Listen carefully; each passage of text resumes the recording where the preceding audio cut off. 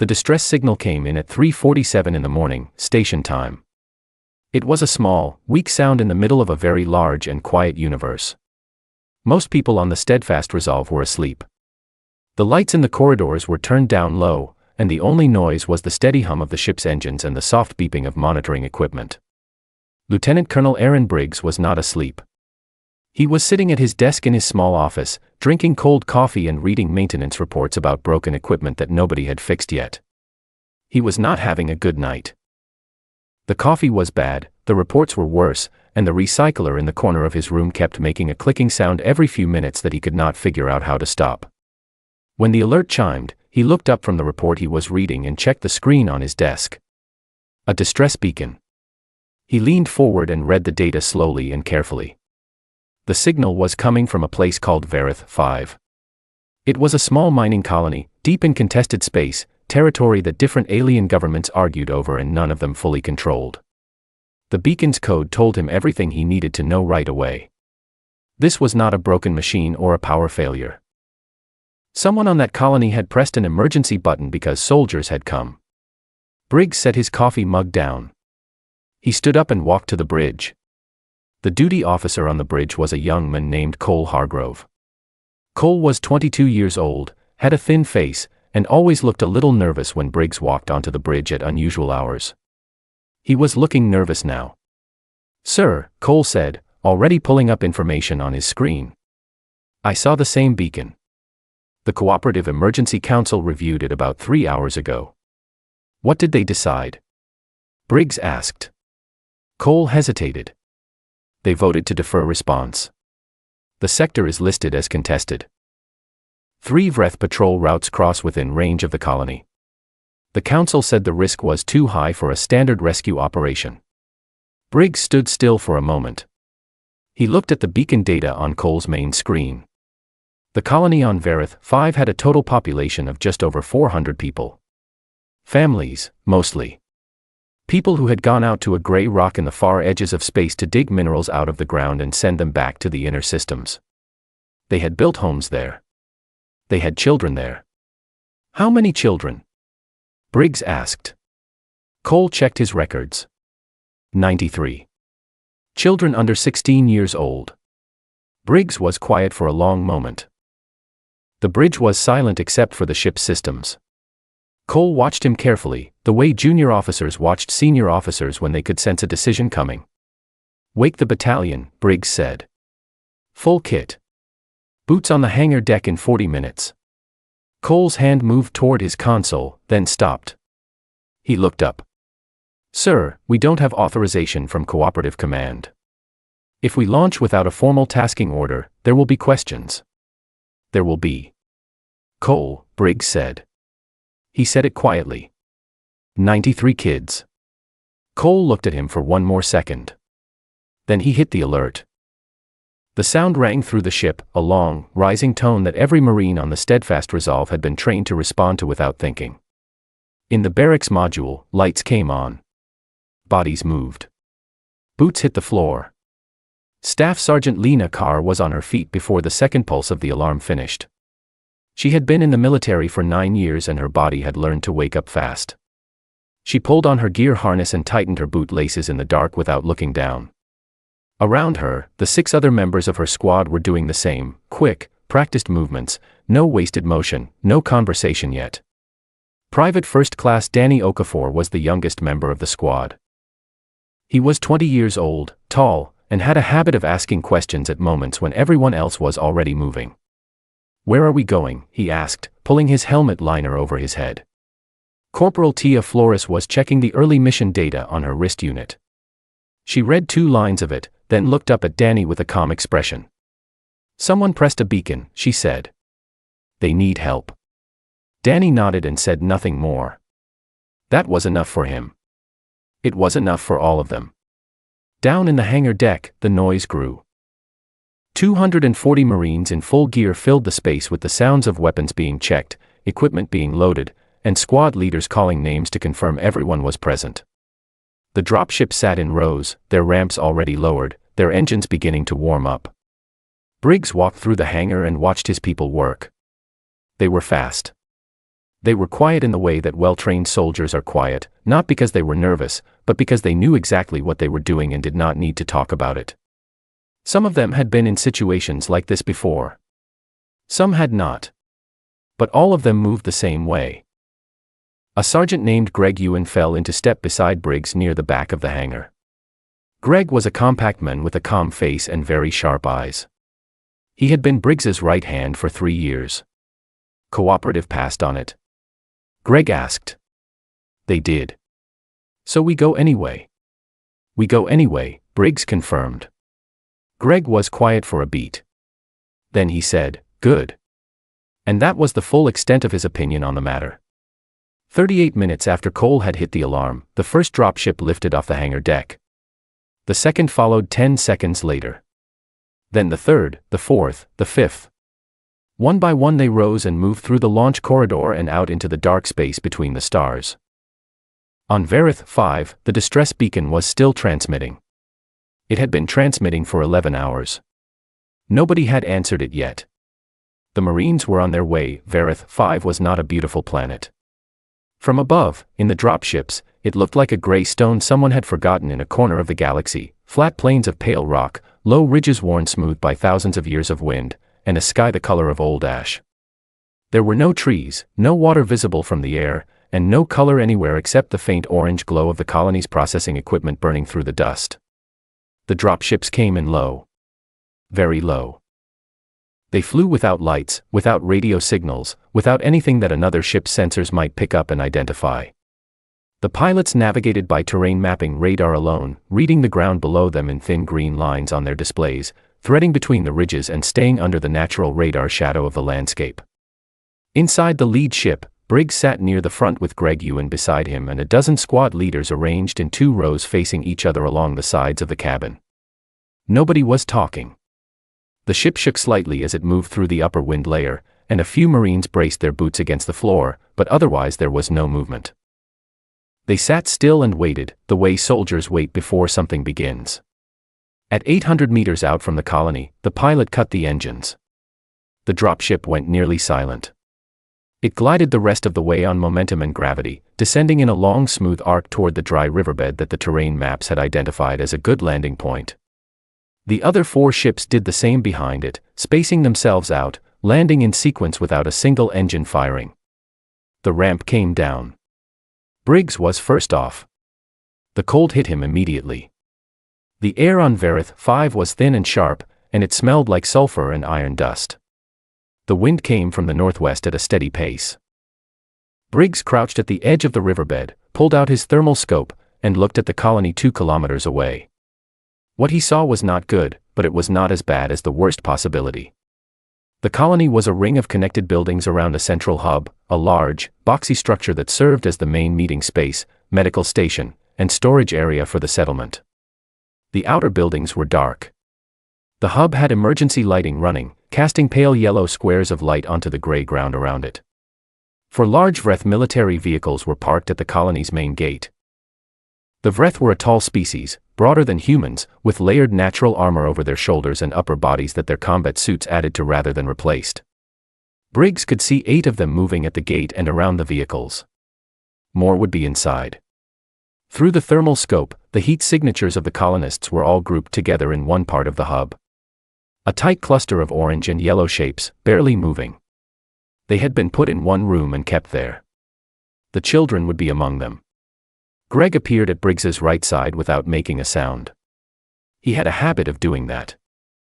It still surprised some of the newer Marines, though the veterans had learned to expect it.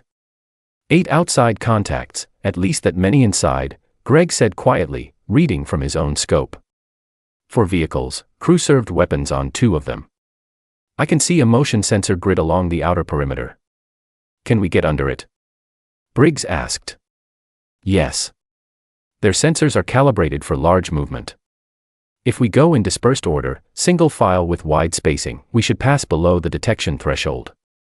We have to move slowly for the first 50 meters. Briggs lowered the scope and turned to look behind him. His Marines were spread along the riverbed in a long quiet line, crouched in the dark, waiting. 240 people, and not one of them was making unnecessary noise. The wind moved across the gray rock and that was the only sound. He opened his command channel and spoke in a low, steady voice. Squad leaders received their assignments in under 10 minutes. Lena Carr and her team would take the colony's southern utility tunnel, a maintenance access point that the colony's own building plans, pulled from public records hours ago aboard the ship, showed running under the eastern wall. Greg's element would handle the vehicles, disabling the drive systems and weapons mounts to make sure none of them could move or fire during the operation. 2 other squads would hold the outer perimeter and watch for any Vreth forces coming from outside the colony. The remaining Marines would stack near the hub's main entrance and wait for Briggs's signal. No one asked questions. No one raised objections. Inside the hub, things were tense but still. The colonists had been moved into the main meeting room 2 hours earlier. They sat on the floor, on benches, wherever there was space. Parents held children close. Older residents sat very still, the way people sit when they are afraid and are trying not to show it. A Velkai woman named Surith, small, elderly, with the slow careful movements of someone who had lived a very long time, sat near the back wall with a young girl of about 7 years old pressed against her side. The girl's name was Nina. Her mother was across the room, separated from her in the confusion when the Vreth soldiers had pushed everyone inside. Nina had not cried, but her eyes were very large and very still. Surith had been on Vareth 5 for 9 years. She had seen difficult things in her long life, but she had never been in a room like this, held by soldiers, waiting for a decision she had no part in making. She kept one hand on Nina's shoulder and watched the door. Near the front of the room, colony headwoman Petra Stamos stood apart from the others, facing the Vreth commander. Petra was a plain-spoken woman in her late 40s who had spent 11 years building this colony from almost nothing. She was not easily frightened. She was frightened now, but she kept her face neutral and her arms crossed, which was how she handled things that scared her. The Vreth commander, a senior officer named Dresholin, had been speaking for several minutes through a translation device. The terms were simple: hand over the colony's mining licenses, equipment, and stored ore. In exchange, the colonists would be allowed to leave on their transport ships with their personal belongings. Petra listened to all of it. Then she said, "I sent a distress beacon 11 hours ago." Dresholin's translator buzzed. "The cooperative will not come. This sector belongs to the Dominion. Your signal was received and set aside." Petra looked at the floor for a moment. Outside, the wind pressed against the walls of the hub, and the building made a faint low sound. Inside, nobody moved. She looked back up at Dresholin. "Not everyone out here is the cooperative," she said. Dresholin did not answer right away. He was still processing the sentence when, without any warning at all, every light in the building went out. The darkness lasted less than 2 seconds before the colonists began to react. Some people gasped. A child somewhere in the room started to cry. There was shuffling and the sound of people pressing closer together, trying to find the people they knew by touch in the total blackness. The Vreth soldiers reacted differently. They were trained soldiers and they moved fast, reaching for weapon lights, turning to cover the doors, shouting short commands to each other in their own language. Dresholin stepped back toward the wall. His hand found his sidearm. None of it mattered. Corporal Tia Flores had cut the power to the hub's main lighting array 14 seconds after her squad entered the southern utility tunnel. She had identified the correct circuit breakers on her first pass down the corridor, waited for Briggs's signal on the command channel, and then opened every one of them at the same moment. The entire facility went dark at once. Terran Marines did not need the lights. Their night vision equipment ran on a completely separate power system, compact, self-contained units built into their helmets that turned the dark green and clear. Through those lenses, the inside of the hub looked almost bright. Every person in that room was visible. Every Vreth soldier was visible. Every doorway and corridor was visible. Lena Carr came through the eastern access door at a run, her squad stacked behind her in a tight line. They moved fast and they moved in silence. The 2 Vreth soldiers nearest the east door were still turning toward the sound when Lena and Danny Okafor reached them. They went down hard under heavy stun charges, non-lethal rounds that hit like a wall and dropped them where they stood. Neither of them had fired a shot. Lena did not slow down. Across the hub, in the northern corridor, Greg Yuen's element was moving through the building the same way, fast, quiet, deliberate. A Vreth soldier came around a corner at speed and walked directly into Greg's path. The soldier was large. Greg was not especially large, but he was moving fast and wearing full armor, and he had been doing this for 12 years. The meeting was brief. The soldier went down. Greg stepped over him and kept moving. At the main entrance, Briggs pushed through the door with 4 Marines at his back. The meeting room was full of noise, the colonists reacting to the darkness, some of them crying, some calling out names, all of them confused and afraid. In the middle of it all, Dresholin had his back to the wall and was drawing his weapon. Briggs crossed the room in 4 steps and put his hand around Dresholin's wrist before the weapon cleared the holster. "Leave it," he said, in clear standard. He said it the same way he might say good morning, calm, simple, without anger.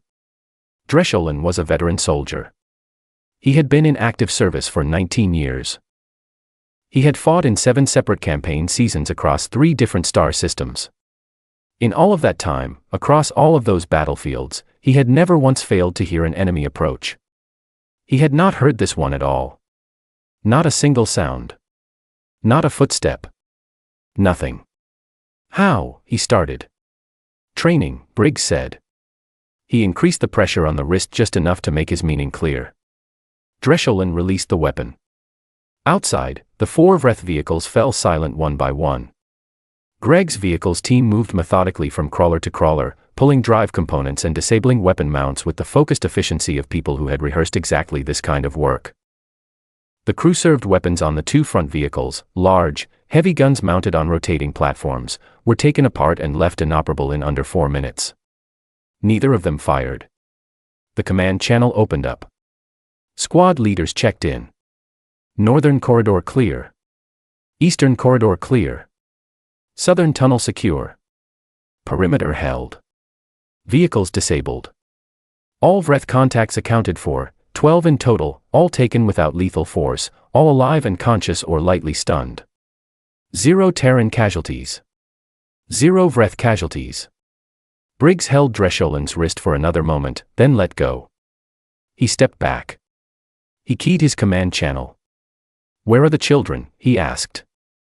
Lena Carr's voice came back almost immediately. She had already found them. The children had been moved to a back storage room early in the standoff, taken there by a quick-thinking colonist named Owen Draper, a broad-shouldered man in his 40s who repaired the colony's extraction equipment for a living and who had spent the last 2 hours reading the children stories in the dark to keep them calm. Owen was still there when Lena pushed open the storage room door. He was sitting on a crate with 4 small children pressed against him and a dozen more arranged on the floor around him. He had been reading from memory, making up words when he forgot them, keeping his voice steady and low. When the door opened, one of the younger children made a scared sound. "It is okay," Lena said. She pulled her helmet off so they could see her face. She had a plain, honest face and a calm voice, and she crouched down so she was at eye level with the smallest ones. "We came because your colony sent a signal. You are all safe now. We are going to bring you back to your families." Owen Draper looked at her for a long moment. His hands were shaking slightly, now that the danger was over. He had held them very still for 2 hours and now that he did not have to anymore, they shook. "Thank you," he said. His voice came out rough and uneven. "Don't thank me yet," Lena said. "Let's get everyone out first." When the emergency lighting came back on, the colony's backup power cells were separate from the main grid and had been deliberately left intact. The colonists in the meeting room found themselves looking at Terran Marines in dark armor standing calmly throughout the space. Dresholin and his soldiers were gathered near the east wall, their weapons collected, their hands visible. Petra Stamos stood in the middle of the room and looked at the large man in dark armor who was standing near her with the Vreth commander's sidearm held loosely at his side. The man looked back at her. "Are you the head woman?" he asked. "I am," Petra said. "We got your beacon." "I'm sorry it took us a few hours to get here." Petra stared at him. She had spent 2 hours believing that nobody was coming. She had stood in front of a Vreth commander and argued for time because she thought that was all she could do, buy a few more hours and hope for something she had almost stopped believing in. Now she looked at this man and at his soldiers moving quietly through her colony, and she felt something loosen in her chest that she had not realized she had been holding tight. She started to laugh. It was not a happy laugh or a relieved laugh. It was the laugh of someone whose body has too many feelings at once and does not know what else to do with them. The whole operation had taken 11 minutes. The mess hall on Vareth 5 was a narrow room with metal walls and long tables bolted to the floor. It smelled like instant coffee and cleaning fluid. The lights were harsh and white, the kind of lights that made everyone look a little tired. It was not a comfortable room, but it was warm, and after what had just happened, warm was enough. Briggs sat at one of the long tables across from Petra Stamos. His armor was still on. His helmet was clipped to his belt. He had the straight, settled posture of a man who had been in uniform for so long that sitting any other way felt strange. Petra poured 2 cups of coffee from a pot on the table without asking him if he wanted any. She set one in front of him and kept the other. The coffee was the instant grain kind, cheap, widely available, tasting like hot water that had once been near something brown. Briggs drank it without complaint. Around them, through the thin walls, they could hear the sounds of the colony coming back to life. Voices calling names. Footsteps in the corridors. A child crying, not the sharp frightened crying of someone in danger, but the wet, relieved kind of crying that happens when fear finally lets go. Owen Draper walked past the mess hall doorway holding his wife so tightly she had to tell him he could ease up. He did not ease up. The cooperative voted not to come, Petra said. She said it as a fact, not a question. They looked at the risk numbers and said the sector was too contested, Briggs told her. And you came anyway? Yes. Petra turned her coffee cup slowly in her hands. She was looking at the table, not at him. Why? She asked. It was a simple question. She was not being difficult. She genuinely wanted to know. Briggs thought about how to answer that. He was not a man who gave speeches. He had given the official kind of speeches, the ones regulations said he had to give before major operations, short statements about purpose and mission and the people they were protecting. He gave those speeches adequately. But what Petra was asking was different. She was asking for the real reason. We had 93 children on the population list, he said finally. Someone was always going to come. Petra was quiet for a moment. She nodded slowly, the way someone nods when an answer is simpler than they expected but also exactly right. A third person came into the mess hall then, small, slow, moving with great care. It was Surith, the elderly Velkai woman who had been in the storage room with the children. She walked to the table and settled into a chair across from both of them, taking her time. Nina, the 7-year-old girl, had been returned to her mother in the corridor, but Surith had stayed close. She looked at Briggs for a long moment with her pale, age-fogged eyes. Then she began to speak. Other species ask us about humans, she said.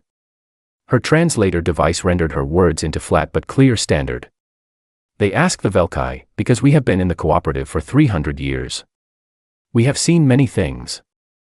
They want to know why humans were admitted at all. Briggs raised an eyebrow slightly.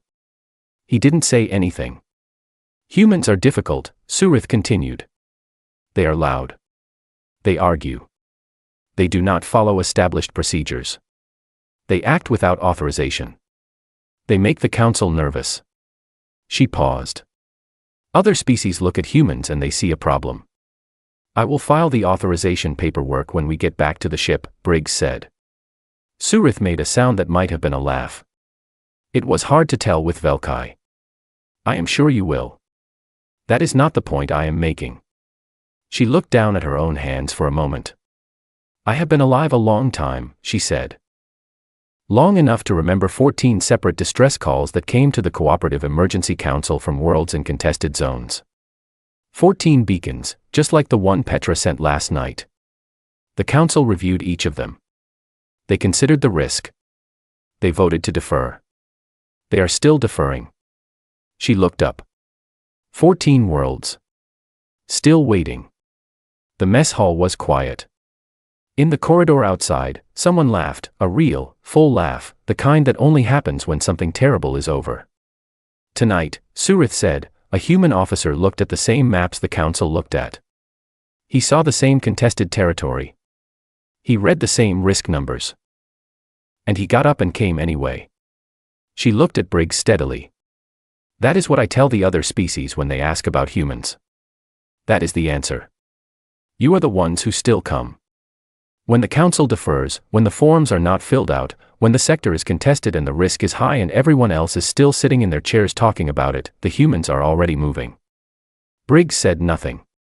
There was nothing useful to say to that. Through the mess hall doorway, they could see part of the main corridor. Lena Carr was walking down it with a small girl beside her, Nina, who had been reunited with her mother but had apparently decided to stay close to the tall Marine who had come through the storage room door with a calm voice and an honest face. Nina was carrying her stuffed toy under one arm. She was talking. Lena was listening seriously, nodding at the appropriate moments, as though the conversation was very important. Petra watched this for a long time. "Thank you," she said at last. She said it simply, without decoration. She meant it for everything. The signal answered, the soldiers stopped, the children brought out safely, all of it. Briggs picked up his grain coffee. It still tasted like hot water with ambitions. "Don't mention it," he said. Part 5, The Record.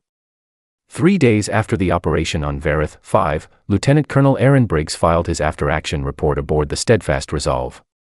It was 14 pages long. It covered the timeline of events from the moment the distress beacon was received to the moment the last Vreth prisoner was transferred to the transport holding facility. It was clear, complete, and written in the plain language that military reports are supposed to use. At the very end, after the last numbered section and before the signature block, Briggs added one additional paragraph. Regulations did not require it. It was simply his own observation, written in the same plain way as the rest of the report. It said, "This unit responded to a civilian distress beacon from Verith 5 colony, which sits in a zone listed as contested under current cooperative treaty boundaries. The Cooperative Emergency Council chose not to respond. Terran forces launched under the standing humanitarian mandate that has guided this unit since its formation. All 411 colonists were recovered safely. No Terran casualties were sustained. All Vreth detainees were treated according to standard handling protocols and transferred to cooperative legal custody. It is the opinion of this officer that the current authorization framework for responding to distress signals in contested zones requires serious review. Until that review happens and a better system is in place, this unit will continue to respond to civilian distress calls regardless of the territorial status of the zone in question, because that is the reason this battalion exists." His commanding officer, Brigadier General Ruth Kamara, read the report from her office on the station. She was a tall woman with short gray hair who had served for 31 years and was not easily impressed. She read the report once normally and then read the final paragraph a second time. She signed the report without changing a single word. She forwarded it to Cooperative Command with a cover note attached that said only, "Concur." The Cooperative Council received the report at their next general session, which took place 9 days later in a large chamber on the Cooperative Central Station. 17 species were represented in the chamber. It was a room built for long conversations about difficult subjects, with wide seats and good acoustics and translation units at every position. Several delegates expressed concern about the unauthorized launch. They used careful language, phrases like unilateral action and established response protocols and the importance of coordinated decision-making in sensitive territorial zones. The concern was real, not performative. These were not bad people. They were people who had built a system over many centuries and who believed, with genuine conviction, that the system worked. Euroameth, the Velkai representative, was 94 years old and had served in cooperative diplomacy for 40 of those years. She was small and quiet and she spoke rarely at full sessions, which meant that when she did speak, people listened. She waited until the expressions of concern were finished.